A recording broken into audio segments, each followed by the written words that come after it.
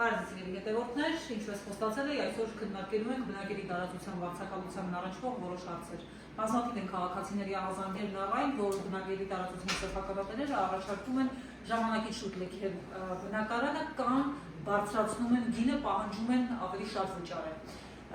Կան բարձ կանոններ, ինչպես անել, որ խուսափել այս խնդիրներից։ Առաջինը հետևյալն է. պարտադիր է կնքել օրենքով նախատեսված վարձակալության պայմանագիր։ Սա նշանակում է պետք է կնքել այդ պայմանագիրը նոտարական կարգով վավերացնել ու կադաստրում գրանցել կամ տիպային ձևով պայմանագիր կնքել կադաստրում։ Երկրորդը աշխատեք պարտադիր կնքել այդ ձևով ժամկետային պայմանագիր։ Այդ ժամկետի ընթացքում որևէ մեկը չի կարող ձեզանից ոչ պահանջել լքել տարածքը, ոչ ձեզ վտարել, ոչ պահանջել գնի բարձրացում, ոչ որևէ այլ պահանջ ներկայացնել։ Եվ վերջապես երրորդ, եթե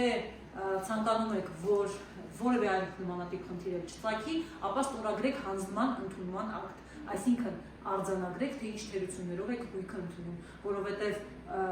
վաղաժամկետ դադարեցման հիմքերից մեկը,